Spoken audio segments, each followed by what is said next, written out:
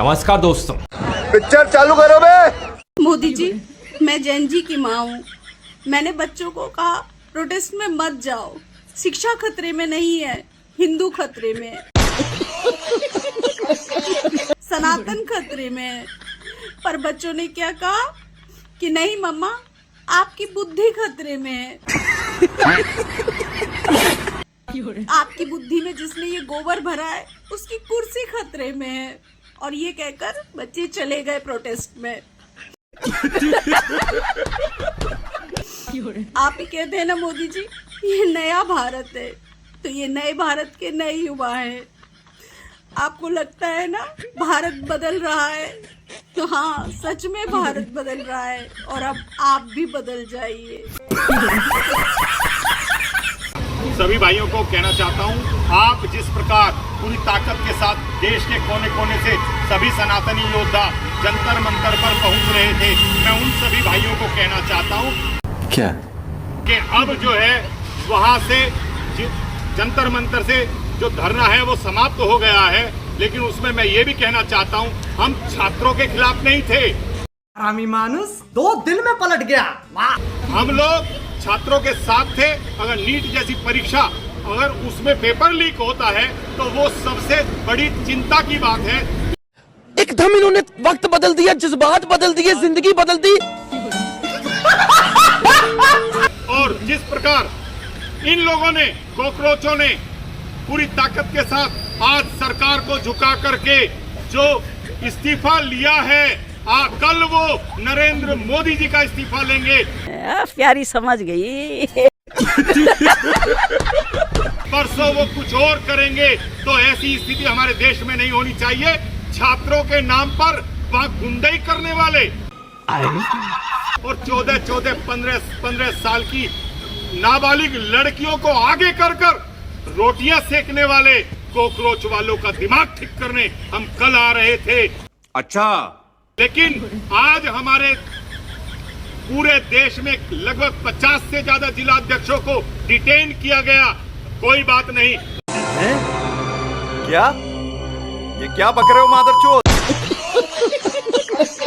के बावजूद भी जिस प्रकार का समर्थन हिंदू रक्षा दल को पूरे देश के सनातनी योद्धाओं का मिल रहा था, उससे ये लग रहा था कि कल लाखों की संख्या में दोपहर 12 बजे धर्म योद्धा वहां इकट्ठा होते और इन कॉकरोचों को पांव से मसलने का कार्य करते। लेकिन उससे पहले ही इन्होंने डर करके अपना धरना समाप्त कर दिया है। मेरे पास कोई अल्फाज नहीं है, मुझे माफ कर दे आप लोग सारे, मुझे छुट्टी दे दें। मोदी जी, बहुत गलत फैसला लिया आपने धर्मेंद्र प्रधान का इस्तीफा करवाकर। बहुत भारी पड़ेगा आगे चलकर। और आपको क्या लग रहा है एक इस्तीफे से बात बन जाएगी? अभी देखना नितिन गडकरी के इस्तीफे के लिए बैठेंगे ये। अब आप बढ़ा के दिखाना तेल। वो E20 से E100 लेकर आ रहे थे ना, अब देखना उसी के खिलाफ धरना होगा अगला। और अमित शाह जी, आप लेकर आना अब कोई कानून, ये आपके खिलाफ भी बैठेंगे और आपका इस्तीफा मांगेंगे। और मोदी जी, आप भी कुछ करके देखना। अब आप जो अमेरिका टैक्स वैक्स लगाए ना, उसको काउंटर करने के लिए कुछ करना। आपके खिलाफ भी धरने पर बैठ जाएंगे। बहुत गलत रास्ता दिखा दिया आपने। ये बिल्कुल आशा नहीं थी आपसे कि आप ऐसा स्टेप ले सकते हो। जली ना, तेरी भी जली ना। जंतर मंतर पर जितने भी कॉकरोच इकट्ठे हुए थे, उनका फाउंडर अभिजीत दिपके, सौरभ दास, आशुतोष राम था। यह लोग जो जो डिमांड किए थे, इनकी सब डिमांडें पूरी हो गई। अच्छा बात नहीं है। धर्मेंद्र प्रधान का रिजाइन भी हो गया। एजुकेशन सिस्टम के अंदर जो चेंज होने चाहिए वो चेंज भी हो गए। जो नीट के स्टूडेंट्स पेपर लीक के कारण सुसाइड करके खत्म हुआ, तो उनको मुआवजा मिलना था, वो भी चलो हो गया। क्यों हिला डाला ना? लेकिन इन लोगों ने एक और मांग रखी है कि दिल्ली का प्रशासन इनसे माफी मांगे, स्पेशल फोर्स इनसे माफी मांगे। इन जाहिल सड़क छापों की औकात कैसे होती है बोलने? आज इस्तीफा हो गया, तो इस्तीफा होने के बाद ये सब की क्या अभिजीत दीपके ये बोलेगा कि ये जो पुलिस प्रशासन के जो लोग हैं जिन पर यह हमला हुआ है उनको भी कोई पैसे देने चाहिए था? एक पुलिस प्रशासन की एक महिला थी जो 4 महीने की प्रेग्नेंट थी, उनको मार मार कर इन्होंने उनकी हालत खराब कर दी और उनका बच्चा भी खत्म हो गया। क्या उसके लिए मुआवजा मांगेगा अभिजीत दीपके? झूठ पे झूठ बोलती जा रही है, शर्म नहीं आती? जिस दिन से मिली है उस दिन तक झूठ पे झूठ बोलती जा रही है। या जो उठाई गिरे जंतर मंतर पर, जिनका नीट का कोई पेपर तक लीक नहीं हुआ था, जिनकी उम्रें 35-40 हो रही है, बोल वो लोग जो पुलिस प्रशासन पर मारपीट कर रहे थे, महिलाओं के साथ अभद्रता कर रहे थे, उनको जेल भिजवाने के लिए क्या अभिजीत दीपके मांग करेगा? नहीं करेगा। अभिजीत दीपके बोल रहा है क्या कि जितने भी स्टूडेंट्स हैं इन पर जो FIR हुई है वो वापस ले प्रशासन। शर्म आती है बोलने? ये मुद्दा कभी भी नीट के लिए था ही नहीं, मैं पहले दिन से बोल रही हूँ। कौन है ये लोग? कहां से आते हैं? गलती से भारत देश के हर एक छात्र के साथ मोदी जी हैं। मोदी जी ने काम छात्रों के लिए ही करा है। अभिजीत दीपके जैसे 2 कौड़ी के देशद्रोही टुकड़े टुकड़े गैंग के मेंबरों के लिए नहीं करा है। जली ना, तेरी भी जली ना। तो दोस्तों, मोदी जी ने मास्टर स्ट्रोक मार दिया, एकदम धर्मेंद्र प्रधान का इस्तीफा मिल गया। ये कॉकरोचों की जीत हो गई। कितना मस्त हुआ। ये सुनना चाहते हो मेरे को? जिन कायरों को कुत्ते का थाली में नहीं खाना खिलाना चाहिए, उन लोगों को जेपी नड्डा और ये लोग बैठा के मंच दे रहे लोग। और किनके डर से? इनके डर से, ये 2-2 कौड़ी के कॉकरोच जो तुमके एक वोट नहीं देंगे आने वाले चुनाव में। सही पकड़े हैं। वो 20-22 करोड़ लोग जो इस देश का तुम पे भरोसा करते हैं, उनके भरोसा का बेड़ा गर्क कर दिया तुम लोगों ने। तुम लोग ऐसे चुनाव लड़ोगे? जब कोई आंदोलन कर देता है, देश जलाने की बात कर देता है, वो हर चीज वापस ले लेते हो। फिर यूजीसी के लिए भी आंदोलन हो, ऐसे ही जलाएं। इस देश को हम अपना माटी और मां मानते हैं, इसीलिए हम शांतिपूर्ण तरीके से बात करते हैं। जो लोग शांतिपूर्ण तरीके से बात कर रहे हैं वो इस देश को जला रहे हैं, जवानों को पीट रहे हैं, पत्रकारों को जलील कर रहे हैं। अब ये कौन है बे? और नरेंद्र मोदी को गाली दे रहे हैं दिन रात। और ये सरकार उनके लिए लाइव आ रहा है, उनकी बात सुन रहा है। एजुकेशन से मतलब है? 2500 से ज्यादा लोग वैसे पाए गए हैं कि 2500 से ज्यादा लोग जिनके ऊपर क्रिमिनल बैकग्राउंड है। अबे साले। 400 से ज्यादा लोग जो फेक आईडी वीडियो फैला रहे हैं, जिनका पाकिस्तान के साथ लिंक है। हर अपराधी, हर गैंगस्टर, हर तरह के लोग वहां लिप्त हैं। और सनातनी और हिंदुत्ववादी लोग आपस अपने अपनी जात बिरादरी में लड़ने में बिजी हुआ है। कब हो गया ये? कब हुआ? कब? फॉलोअर बढ़ाओ अभियान हो रहा है। 1 लाख वाला 1 मिलियन कर लिया, 1 मिलियन वाला 5 मिलियन कर लिया। दबा के सोशल मीडिया पे पैसा पूसा कमा रहे हैं। अब क्या धर्मेंद्र प्रधान गया, अब नितिन गडकरी जाएगा, अब मोदी जाएगा, ये सब कर रहे हैं। जली ना, तेरी भी जली ना। और तुम लोग सोच रहे हो कि तुम खुश कर रहे हो देश की जनता। अरे देश की जनता वो है जो तुम्हें हर परिस्थिति में वोट देती है। जनरल का बात करूं, अगर तुम कास्ट की बात कर तो जनरल वालों को क्या मिलता है? उसके बावजूद भी तुम पे भरोसा करके देते हैं जनरल और ओबीसी वाले लोग, और उन्हें क्या मिलता है? और ये पिद्दी भर लोग तुम्हें डरा धमका रहे हैं। देश चलाने मारने की बात करते हो, तुम सोचते हो कि फिर भी तुम्हें वोट। यकीन मानो तुम लोग इसलिए जीत पा रहे हो ना, बीजेपी वालों में बता रहा हूं, क्योंकि कोई हिंदुत्ववादी दूसरी संगठन या पार्टी नहीं है इस देश में। मजबूरी और हालात का फायदा उठा रहे हो। एक तुम्हें वोट दे देगा उन पुलिस वालों पत्रकारों को जो पिटवाया है, और हम वही थोड़ा बहुत कर देते हैं तो हमें जेल में डलवा देते हो। हाँ, तो अगली बार तो यही करना होगा। हमें भी जो चीज करवाना होगा उसके लिए बुलंद आंदोलन करना होगा। और इस्तीफा देना ही था तो इतना बेइज्जती करवा के देश में अपने वोटर और सपोर्टरों को गाली खाकर अगर तुम कर रहे हो, शर्म आना चाहिए तुम लोगों को। जिनको नीचे ना बैठाना था ना, उनको अपने साथ बैठा के इंपोर्टेंस दे रहे हो। अच्छा बात नहीं है। लेकिन ये बहुत शर्मनाक है। ये उन सभी बीजेपी के सपोर्टर्स और जितने भी हिंदुत्ववादी लोग हैं जो इनको सरकार में चुन के लाए वोट देने, उनके लिए आज काला दिन है। और सही में काला दिन है ये।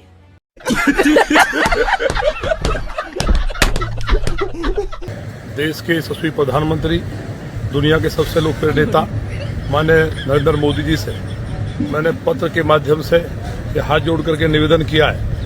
क्या? जो देश की जनभावनाएं हैं, जो प्रतिक्रियाएं, माननीय धर्मेंद्र प्रधान जी जो अब तक के सबसे ईमानदार और शिक्षा के क्षेत्र में जो जेन जेड के लिए जो काम उन्होंने किया है,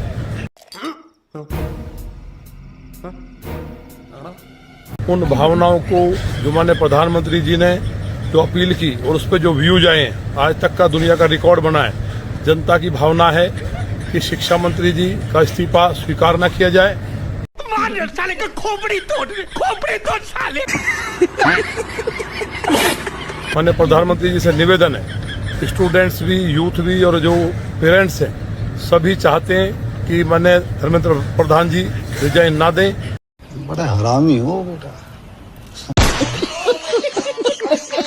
क्योंकि केवल आंदोलन करने के लिए शुरू में कुछ छात्र आए, बाद में नाम रहेगा अल्लाह का और हिंदुओं के खिलाफ जो जहर उगला गया, देश के खिलाफ जहर उगला गया। और वहां तमाम 95% से ज्यादा मुस्लिम, वो भी कट्टरपंथी, राष्ट्रवादी नहीं। कहां से आते हैं? और जो वहां अदर जो पार्टियां थी उनके वो कार्यकर्ता है जो भारतीय जनता पार्टी और देश के खिलाफ हमेशा बांग्लादेश, श्रीलंका जैसे हालात पैदा करने के नारे देते रहे हैं। अच्छा, इसलिए मेरा माननीय प्रधानमंत्री जी से हाथ जोड़ के निवेदन है कि माननीय धर्मेंद्र प्रधान जी के रिजाइन देने से एक संदेश अच्छा नहीं जाएगा, देश की भावनाएं आहत होंगी। जली ना, तेरी भी जली ना।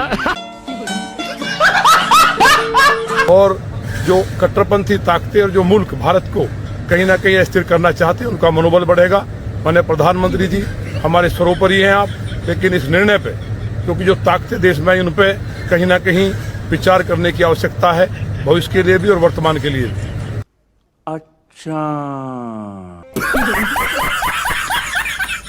हाँ भाई, कॉकरोचो, कीड़े मकोड़ो, खुशी मना रहे हो? धर्मेंद्र प्रधान जी इस्तीफा दे दिए, इस बात की बहुत अच्छे से खुशी मना लो। एक और खुशखबरी दे, नरेंद्र मोदी जी भी अब इस्तीफा देने वाले हैं। जली ना, तेरी भी जली ना। बोलने दे, तकलीफ हुआ है बेचारे को। बोल। प्रधानमंत्री अब नरेंद्र मोदी जी नहीं रहेंगे, इसका भी खुशी मना लो। चलो एक और खुशखबरी देते हैं एडवांस में, योगी जी अब उत्तर प्रदेश के सीएम भी नहीं बनेंगे, इसका भी खुशी मना लो। यार लेकिन एक दुख की बात है, योगी जी अब प्रधानमंत्री बनने जा रहे हैं। ये तो लेटेस्ट न्यूज है। क्या? ये क्या बक रहे हो मादरचोद? और धर्मेंद्र प्रधान ने तो इस्तीफा दे दिया। हाँ, देना पड़ा। और तुम तो कहते थे जंतर मंतर में जो लोग प्रोटेस्ट कर रहे हैं ये लोग अंकल नेशनल है, ये लोग दूसरी पार्टी से फंडेड है, ये लोग गुंडे हैं, ये लोग छात्र हैं ही नहीं। यहाँ तक कि तुमने तो कहा था ये लोग चाइना के एक्टिविस्ट हैं। तो फिर चाइना के एक्टिविस्ट का बात क्यों माना धर्मेंद्र प्रधान ने? इस्तीफा क्यों दिया? गुंडों का बात क्यों माना धर्मेंद्र प्रधान ने? सही बात है। अंकल नेशनल का बात क्यों माना धर्मेंद्र प्रधान ने? दूसरी पार्टी से फंडेड लोगों का बात क्यों माना धर्मेंद्र प्रधान ने? और क्यों दे दिया इस्तीफा? इस्तीफा क्या इन लोगों के कहने से दिया है धर्मेंद्र प्रधान ने? Of course. तुमने सुना नहीं क्या कहा है धर्मेंद्र प्रधान ने? क्या कहा है?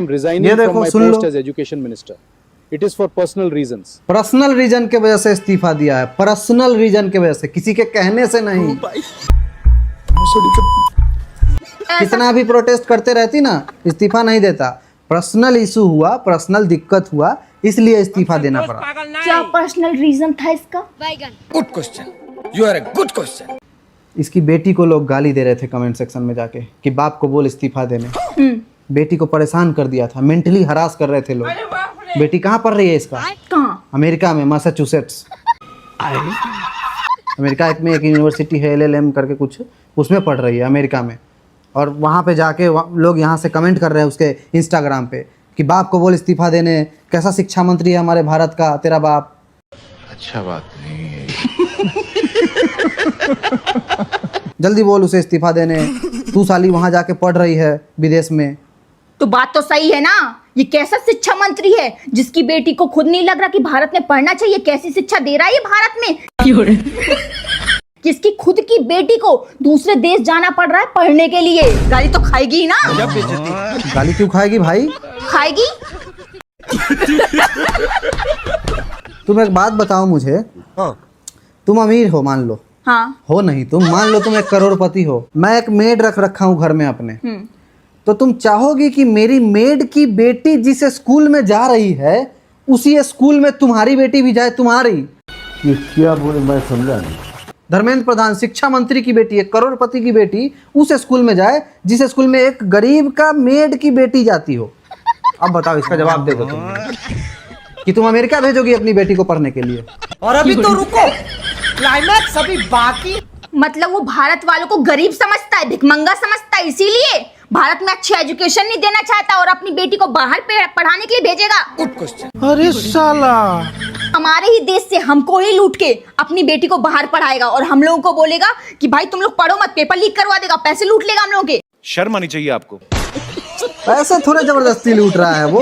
अब इस्तीफा दे दिया ना पर्सनल रीजन के वजह से उसने। कोई पर्सनल रीजन नहीं है, पर्सनल रीजन ही था उसका। उसकी बेटी को लोग गाली दे रहे थे कमेंट सेक्शन में, इंस्टाग्राम पे जा जाके। ये हम अंकल नेशनल लोगों का ना पावर है, पावर, ठीक है। अंकल नेशनल आई नहीं होता। Proud to be I am uncle national. तुम लोग फंडेड हो, जो जंतर मंतर पे थे सब फंडेड थे, सब है अंकल नेशनल। सब चाइना के एक्टिविस्ट है सारे के सारे। बोलने दे, तकलीफ हुआ है बेचारे को, बोल। चाइना भी फंडिंग करता है तुम लोग। तब भी ना देखो ना, अंकल नेशनल लोगों की बात मान ली गई।